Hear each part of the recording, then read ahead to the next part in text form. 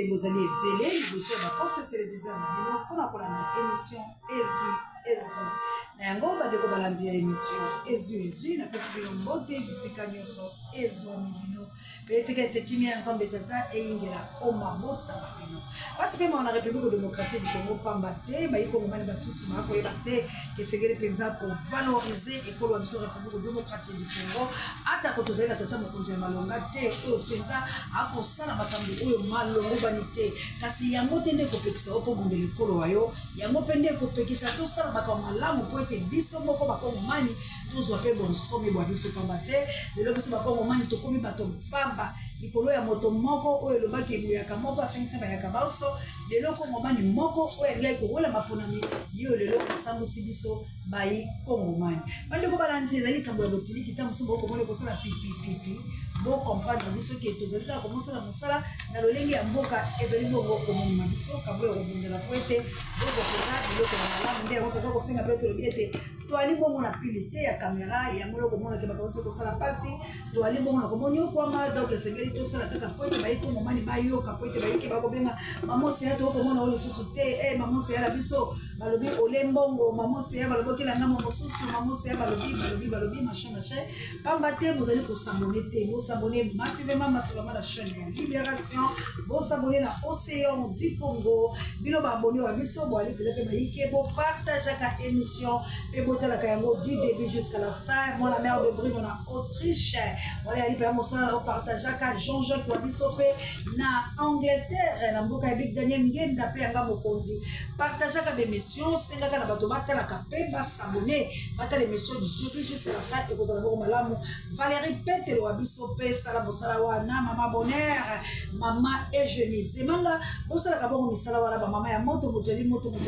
mozima mite pe ba mama missionnaire na plus 32 na mboka nitababe il faut que yo moto pe bakoka lumumba bosala ka mosala ko partager l'émission Guillaume Ngangula au pola nilité bo ali bongo baike na bela bo partager ka émission les États-Unis d'Amérique Valère Mangituka notre président bo partager ka émission équipée pour la télé les États-Unis d'Amérique yangai ya manana kunya de la les États-Unis d'Amérique na South Africa assalamu alaikum na bamizima na biso mama jawa pe ba bazali South Africa la mboka ya Guy Lompinga ba pour maintenant voilà no bon Dieu auteur de volontaire biso ko komela bilo maman bangola la mokeno Florence ya Matondo Mido nini ekoleka bandeko la biso pe bafilika ba okeni kanda la caméra République démocratique du Congo bolanda nini de balobaki. Je voudrais ici interpeller directement la communauté internationale et l'Union africaine.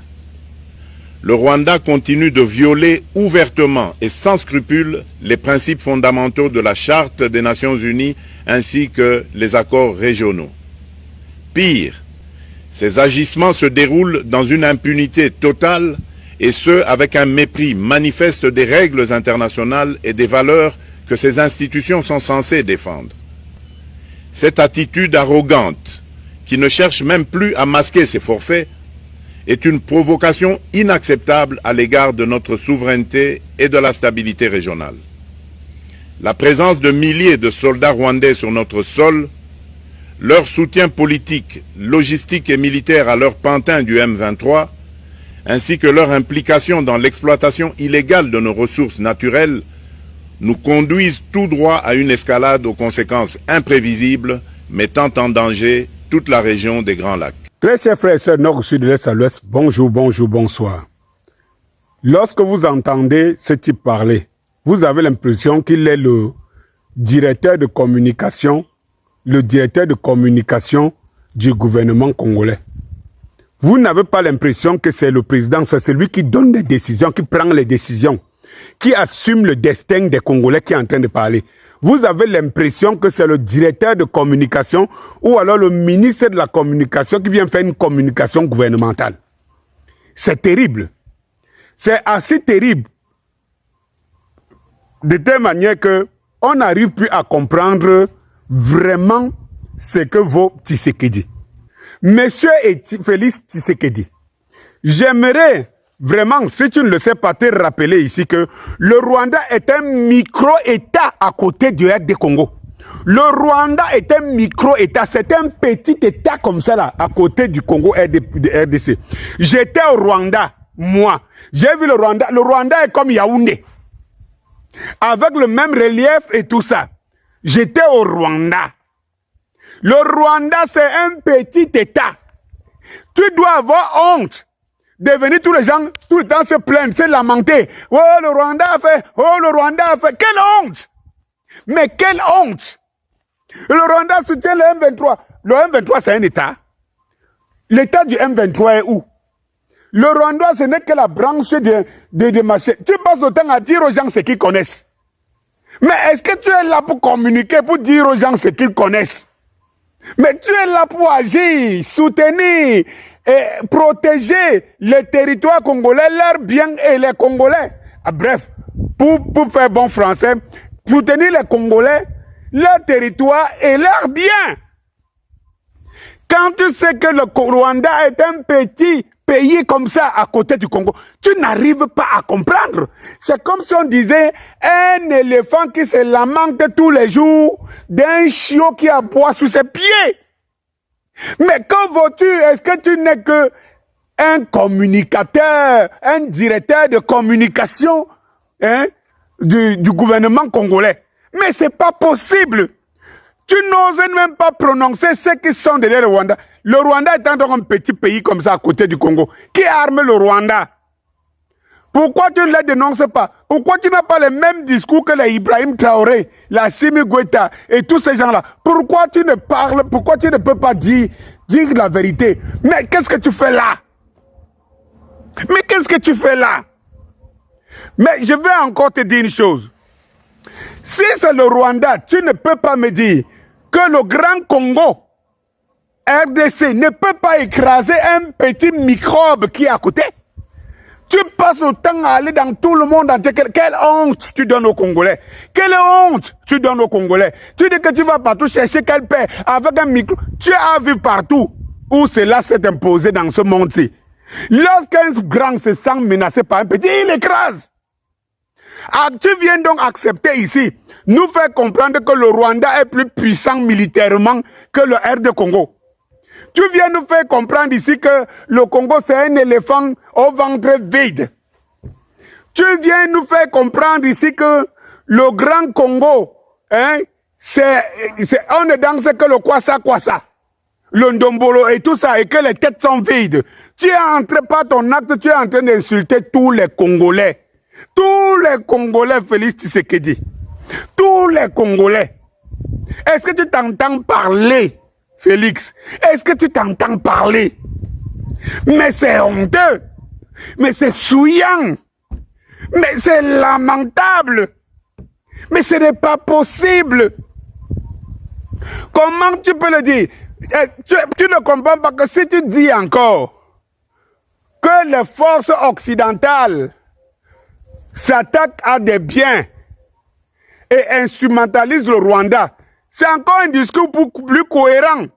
On comprend que face à la force, à la puissance des forces occidentales, mais quand tu passes le temps à dire le Rwanda nous attaque, le Rwanda occupe, mais c'est terrible, mais ce n'est pas, ton cerveau est où? Ta tête, ta grosse tête là, tes joues là, le cerveau avec les noix de coco qui font, c'est où? Mais tu n'as pas honte? Mais tu n'as pas honte? Mais tu n'as pas honte? Mais c'est terrible. Mais ça, c'est quel président? Vous courez toujours, vous voulez être président et tout.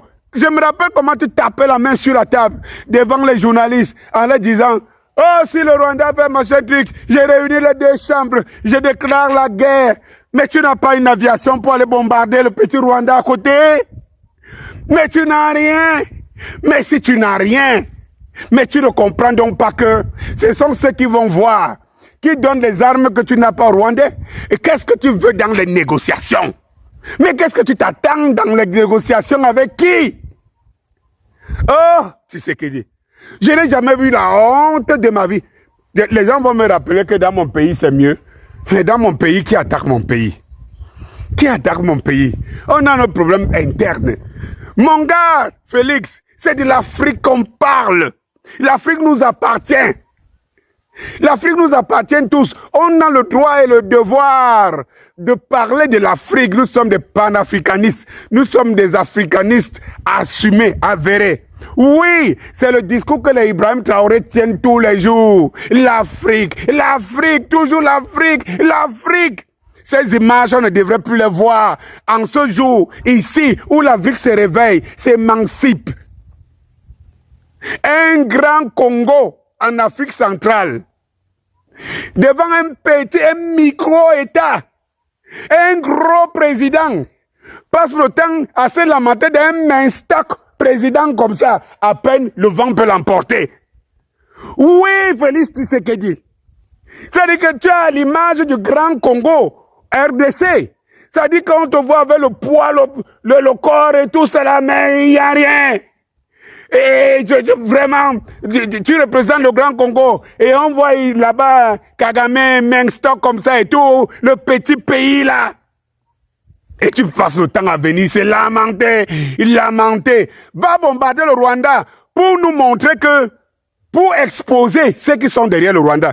Arrête de parler de Kagame. Kagame n'est rien, il n'est qu'un exécutant.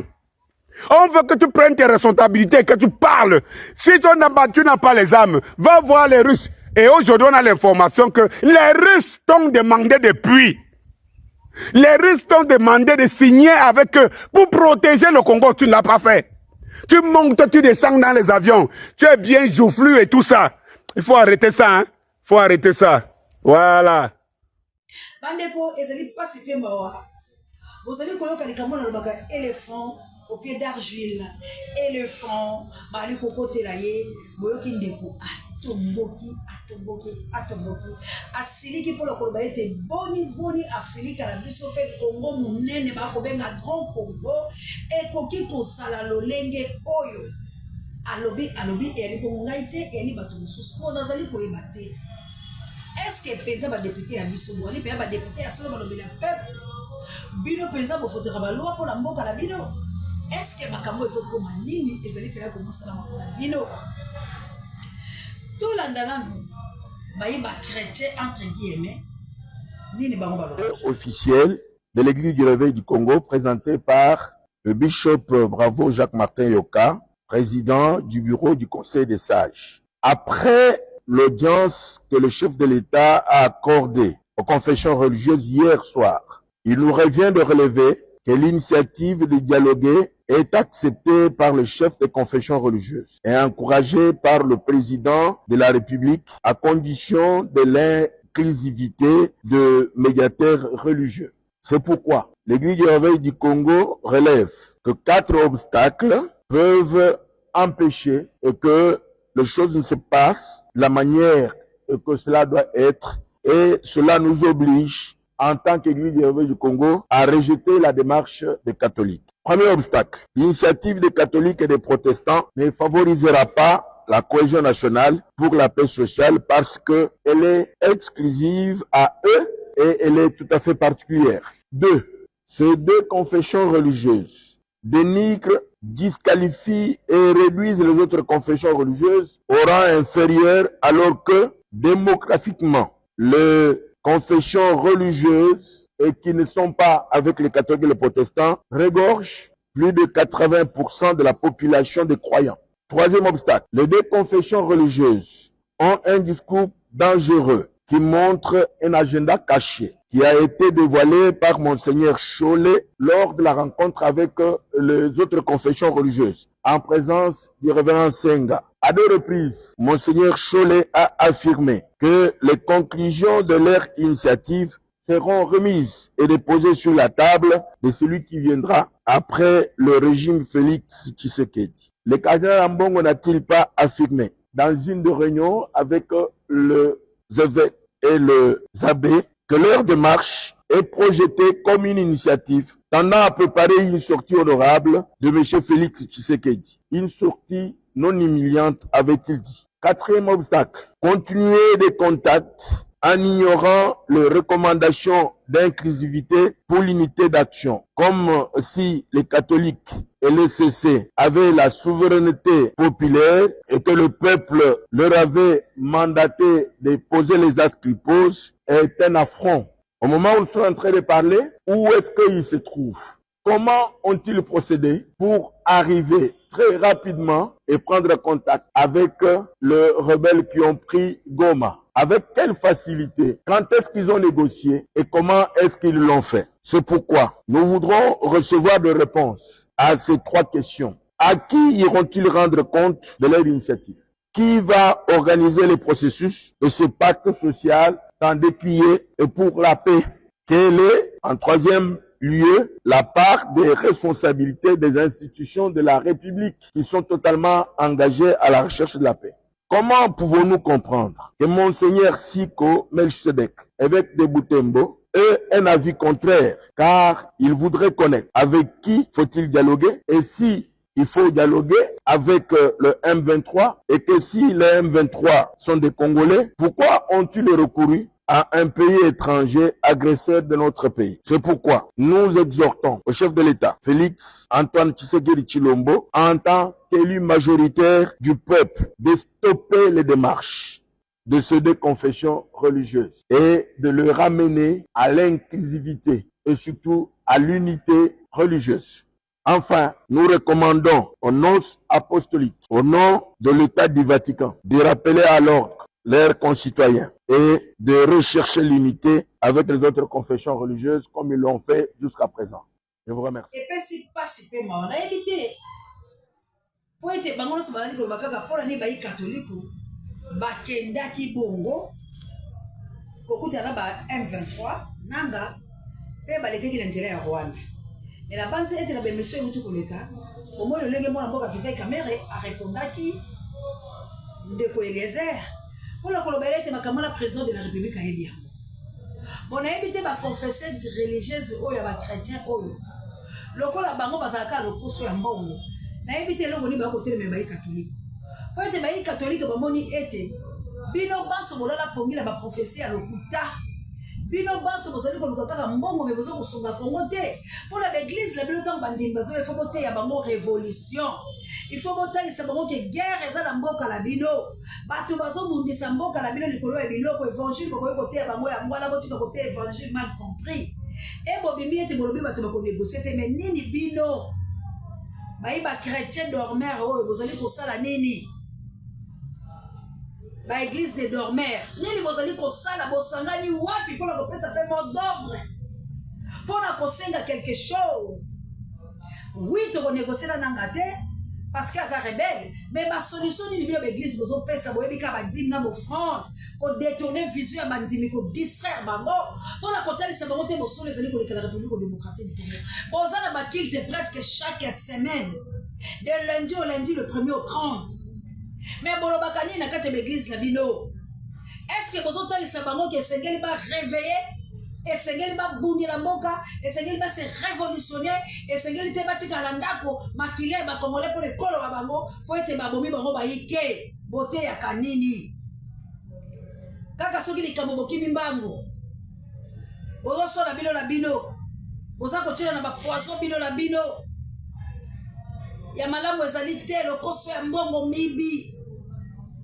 Bino nyoso bozaka ba commerçant, lokola bomona ka kope kedaka mingi na katoliko. Pour être catholique, bango baza organisé ou to kala genre de Dieu moi mikadi mamula ya mon papa. Alors baba tout mon côté ba koleka église catholique l'organisation. Pamba te tala modèle ya bango hiérarchie na bango ezali mais ya bino église des dormeurs. Bozali bobele bi panzana bi poisonner la bilokuta ya évangile ya malamu te. Eh ya mola ba keleka mbango pa église catholique.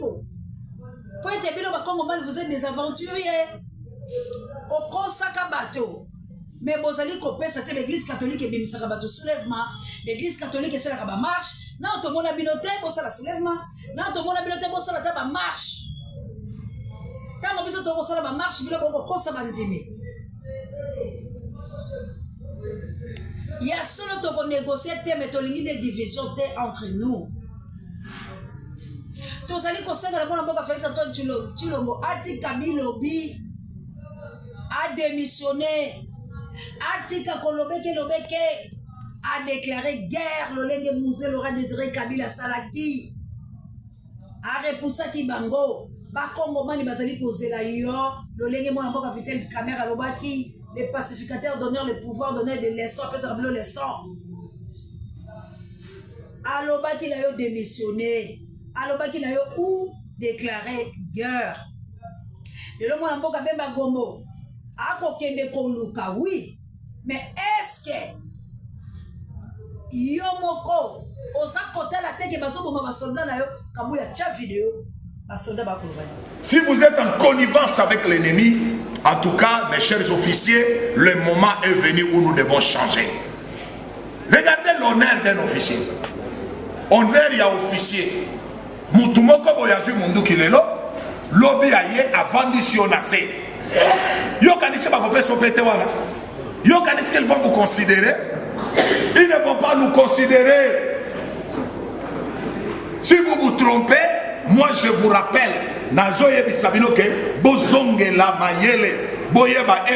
nous devons consolider les acquis, comme l'a dit le chef de l'État. Donc, ce que nous avons, nous devons les garder. Attends que là, mais tout là, dans un ambo cannabis. Okokima wandengo zawana ozata na $1 te okokati sa olongoli teni okati si na Zambie Zambie ndako yamba yo Tanzanie ndako yamba yo mboka nini ko yamba yo okomona pa tala mokonzi ya mapinga komi na lolengi babomeli garde na ye babomeli chauffeur na ye bazali koloba bawazalendo nde babomaki kala mwana mboka pe Félix Antoine babengaki bawazalendo ba rebelle. La habité de gagner la maison de cette confiance dans Wazalendo. Pour biso toloba ki mingi ba Wazalendo bazali ba fils ya pays. Si ko lokolo ba Wazalendo bazoye bateke ba rebelle pe bazola tateni na biso tala bango la bango lolengo moni wana lolengo ekomi ya masasi. Tout ça pourquoi? Mokonzi azali te bakonzi loso ba pakati bakimi. Bakonzi bakei na bango bolandi ba soldat balobi biso tokeye atako meme yango aganga kata mais oya biso toyebi te meme yango alolenge nini alors biso tokeye biso vira soki tomoni malamu elite tokimi na biso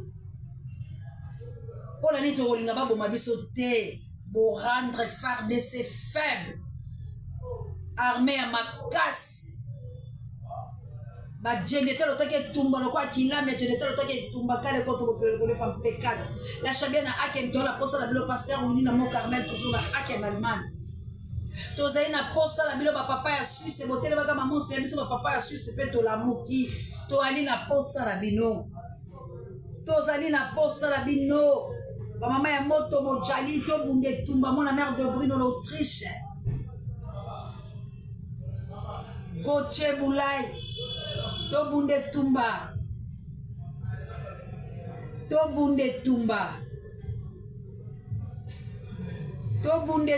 JKM le numéro 1 océan de la presse congolaise Lit Makanaki prisonnier de Jésus Yani Kota Mutunga to bunde tumba mokonzi na ngai to bunde tumba oza bon Angleterre na mboka Bibi Daniel Ngenda to bunde tumba bisika boza na France mama Célestine na papa Michael ba mama na ngai ba papa na nga boza tellement ebelé to kalano la mère Mende nini vous demandez s'il ne faut pas négocier avec le M23. Je tiens ici à répéter de la manière la plus solennelle que tout au long de notre histoire de ces dernières années, des erreurs ont été commises. De croire qu'on pouvait intégrer dans une force armée des groupes de malfaiteurs, des groupes de bandits qui n'ont aucun patriotisme et penser qu'on peut les changer par le simple fait de l'intégration. Non, l'armée doit devenir un corps d'élite. L'armée doit devenir un creuset du patriotisme. Ces gens peuvent faire tout. Ils peuvent travailler, ils peuvent étudier, ils peuvent faire de l'agriculture, ils peuvent faire du business, mais pour entrer dans l'armée congolaise dorénavant, je pense qu'il va falloir remplir certaines conditions morales.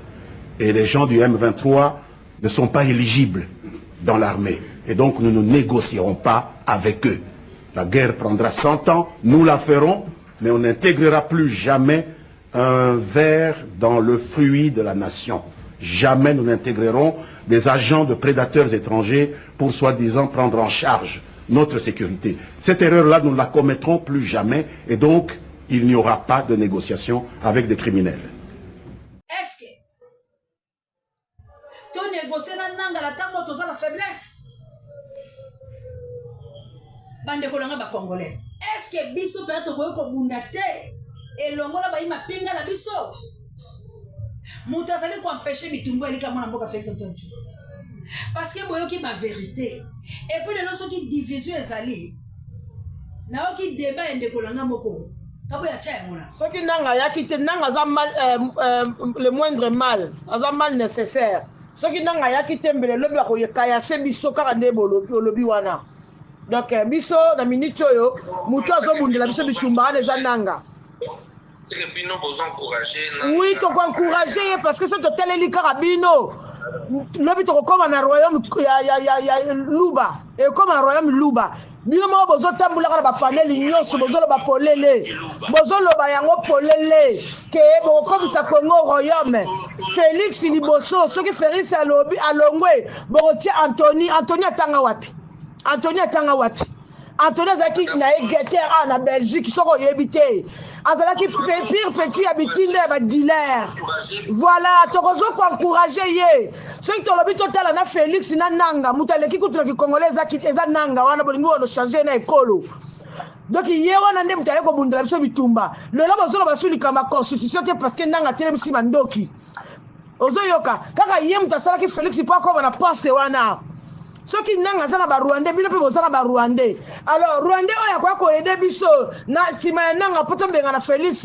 Pour le moment, Azana nous l'a bienvenue parmi nous. So bolingi to pelisa moto to ko pelisa. So bolingi moto pelate. Bo senga na chituntu na bino a démissionner. Parce que tozeli yemoko a démissionner le ko la ko akolingate. Yangona nanga fazala ka wana. Que ça vous plaise ou pas. Moya ko luka na soto sangana na bino te parce que bandaka to kamwana na bino bobo sani boloba ki pouvoir eza ya bino baluba biso ba bikolo soto kanga minoko na biso lokwa bitumba pe ezo ya bozo benga biso ezali parce que baluba boloba ki mabe ezali parce que baluba boloba ki mabe soki video yango ezali kabo ya tshela ngano ya baluba oza muluba ete kanga munoko na yo et à pouvoir na biso baluba. Aujourd'hui, nous sommes samedi, nous sommes à Goma. On est 1er février 2025. Vous avez dit pouvoir Rabiso Balouba, on va faire du Bokanga Monoko. Voilà. Voilà maintenant, le pire est arrivé, il fallait défendre votre pouvoir. Vous nous avez divisé. Vous avez tribalisé les institutions. Et vous voyez maintenant les sorts. C'est ça. Le pire est arrivé. C'est Nanga qui vous combat maintenant aujourd'hui. Les pouvoirs Nabino, allez vous défendre. Votre force du progrès là, qui nous a menacés tous les jours.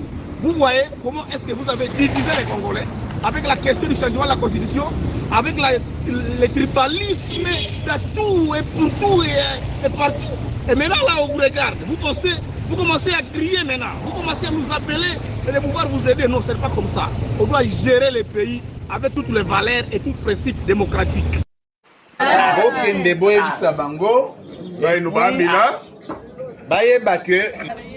Les Balouba n'ont pas le pouvoir, mais les Balouba sont pouvoir.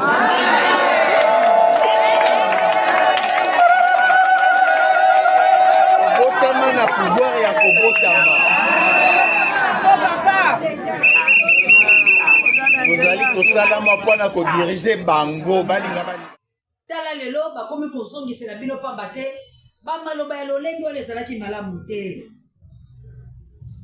Mwana mboka Félix Antoine Tshilombo kwa yiba ki maponami pe bino moko boyeba ki yango pe lelo ebimi poisa molongo bobimba et monani bomoni ke biso to akala ngamba vérité parce que to bana ko dénoncer yango depuis et puis Nzambe a révélé Mfuluzi ayaki pona kopesa kimia pe sekola kata République démocratique du Congo obino bo pietina pe bo saleli yango baloko koko ya komo belela papa Denis na posa koyoka yo ezali bo belela lelo oyo tala bisika tokomi obiso ba mango tango to sukola ka mwana mai to lobaka totoi o kaka moninga bo we bo moninga nyango we nyango iso isweka owa kae bokula kaika me boni Kongo komi boye bodo pete poete boyi baki maponani sika lelo bokobunda lolenge nini fezer na bino ye wana azali koya déjà baprogresse lobi tokoka baola kisangani lobi tokoka bakomi bandundu lobi baye Kinshasa parce que balobi objectif la bango ezali koya Kinshasa sikoyo pourquoi Félix ozali ko rendre population faible bana ya bato yo lingo bomisa ba obakei pour s'enrôler belé pourquoi ozali ko pesa mot d'ordre te ka kozali accusateur o lobi lokwa de quoi africain la base bolandi o comme le quoi ministre de communication ya kolobaka ba Patrick Mouya ya lelo ba se contredire bangolo so balobi ba boyi parce que bazo mona ete liwa ya bato na ebite so makila onezo se pelisa yo liwa ya bato ko kufa ebele boye okozwa kimia te mon frère et pose la ki onzamba pona kite ma belle sous yangwana lokolo tosaki nzambe te nzamba kola kisoki le véritable Dieu juste la sentence là ça reproche le jugement là yé on se manque pas de Dieu c'est que homme aura semé le moissonnera tala moisson na yangoyo bato nyonso ba tourner contre yo et ça là ba oyo zo kele pa la bango ba lingi yo te parce que baso comprendre yo te ba yebi race na yo te ba yebi lolenge te pourquoi ça li ko bomisa ba congolais aussi aux huiles, aussi au lait, aussi au salignon, sur démission-toi. On peut se baninga kimia. Ou bien déclarer guerre. Et le bonnet aux anayo. Ma belle à Congo ko kabayangote. Ma belle à Congo zali patrimoine ya mutumo côté. Et zali patrimoine ya bato ebele. Tela binoko nyonso le bamakala Congo nyonso ola bazo monir yo. Bisika no sopo kendo ebisa bango soki la salité bon monir nga. Soki la salité banjoye kanganga. Ce qui n'a salité alors ozoye bakoko sala te mozo komi bakisa malédiction mbondo oyo melaka tala mbondo ezongi yango wane kanga yo yango wane ezokanga yo papa démissionné tikala nomboka to bunde tumbo kontela biso division yo kama no baba ndeko bazolo balelo tozala besoin nangaya parce que bino bolobaki boy batu basefele ki na malobate yango ete ya biso nyoso ndeko langa eloko ezali ya yo te papa le frère na mama Clarisse na Canada pe bino banso bozali ba joli ki yedi ba mama fafa boza tel mebele kozwa kate na lombango kozwa kate ponzamba zali souci na biso ezali ete bosunga biso esengeli Kinshasa epela moto esengeli Kinshasa bakino babunda boza tel bebele ba obunda biso to ka ko souci bilo na mokolo moko te maman dangola la mokete ne Florence ya matondo mido en tout cas tozali ko senga la bilo mama na ngai mama doloyo kana mama na Suisse jolie boyo kala tozala kosala bino to bunde tumba tozala besoin ya misolo tozala besoin ya soutien. Parce qu'il faut tout vivre. Parce qu'il faut tout aller bien. Il faut tout préparer et tout mba oyo. Il faut bana la biso ba banda déjà.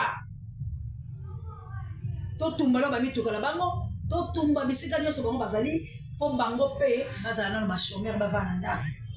Et loko ba osa la biso to yebi yangote. Vérité zali moko. Yango les zali ko bimaka na monoko vitel camera. Alobi ndenge la sala ki l'époque Kabila, ndenge pe la ko sala na époque la yo. Yango nazali ko bimisa ba vérité ba biloko mususu oyo ezalaka ya kala to undoli bino ya 2019 ba sekelela ba cartouche oyo moko abela ki ba cartouche ba dai koloba. Donc il faut bien comprendre que IDP c'est sa malédiction ya République démocratique du Congo ou ton naissance là-bas et ba dai ko trahir Congo et ezalaki déjà na ba deal. Donc Félix akutika biloko na ndako na ye na mesa na ye. Mais malheur na ye po yibi mokonzi ya mona mboka Martin Fayulu Madidi. Ce qui est que Martin Fayulu Madidi a ça là, mais les autres commerçants pour te commettre. Yo nga ko corriger Nzambe. Nzambe ba corriger kaete et voilà c'est quoi yo on lit ya biloko na yo moko. Mais ce qui tous allez ko conscientiser, ko mobiliser, ko sensibiliser pour le peuple congolais la bolé mais ça qui to koki ko soutenir nanga ta mokolo moko te. Parce que nanga mal ya Congo. Nanga ayela ba Rwandais. Ba Rwandais wana nanga basali kaka deal lisusu. Alors Congo ko vivre la deal ba Congolais bazate o ba ko bundela mboka na bango. Yango tozali ka ko senga na bino ete. Bolandi nyoso elobani. Bolandi ba yiba ba pinga na biso lolenge ni baza minancer. Pe lolenge ni bazo kima parce que ba ko kufa te po ba ko febele. Alors to boyi pa mbiska dia bala na biso baza ko kende. Donc la kolobake ba na biso bolongwa. Pour ba kopesa bilo pe mbongo yango te so ba $80 à l'okuta parce que ce n'est pas le temps ba pesa bilo ba $80 parce que ba pesa ki ba mercenaire ba $800 par mois et puis ba 80 motivation nini wala ko pesa bino il est incapable de refuser bloquer ba 800 ça veut dire ça dans la bonne bino botika guerre mo yebo ka bunda yango parce que to ko nyoko la bino ba la beso bo ki ko kufate tolingi kimia na Congo tolingi kimia nanga nazali ko yebisa ombala à moins que yo sala ki bolo na Congo ozali ko yala batu pour défendre mais ceux qui ont des malheurs à Congo nanga obotama na nzela ya mwasi ngape nazali mwasi mobundeli pe motindami nanga okokufa na mabele ya Congo nanga kaka libumu oyo pe mabele ya mama na omelaki nanga okokufa la Congo po yondo bomi ba Congolais po la programmer Félix lokola président oyiba mapona mi pendant 7 ans mabulu ya Congo nanga oteki binere olela papa na mama na famille na yo nanga ni wezo zela yo okofuta Kagame obota baka la nzela ya mwasi likola kwa mfie Congo la biso yo kana occidentaux po bo assassiner mboka oyo génocide te po bo ma tête yo ebite combien matango biso to kusala ka yango pendant combien des années po na kolela ba mama papa bilenge bana auto bungisi la kata est la République démocratique du Congo précisément na notre nation Congo mabele ya mama no yo milaka libumu yo vanda pendant 9 mois obota maka prématuré obota maka ya 8 mois obota maka na 7 mois ba vandi sur la couvesse o le kaka na et ça la méthode mon côté oyo bimelaka nanga Kagame association la bino na Kinshasa boyana association la bino boko manana bongo totala bokano lenge tumbelenge ba on bazo kabelo mabele za ya bangote mabele o esangisa nde bikolo esangisa 450 etinina sous-estime boko leka wapi yali mabele ya kosangisa ya bato na bato Nzambe ya Congo akotika yo te a moins que nege totele makaboyo na ba révélation na ezali kuta mais soki yende mokeli ya lola pe mokili na likite ete bino boza bato abomo na likite ete bino bokozwa o boza na moposa yango bandeko pour soutenir biso to soutenir bana basala musala tozaka ko benga bino to continuer ko benga bino que vive la guerre en RDC parce que to lingi kimia de kolanga so to sele guerre te babanga bisote il faut to bouler na awande na CC pour te la sensibilisation. Merci la Kabula l'homme plus on échange pas les Kigali.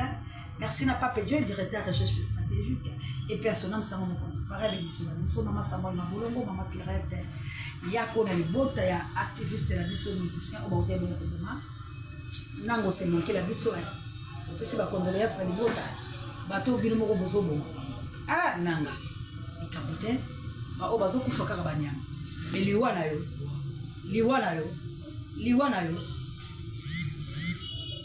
yo nanga la patrie ou la mort nous vaincra la perte de toutes nos esprits ingeta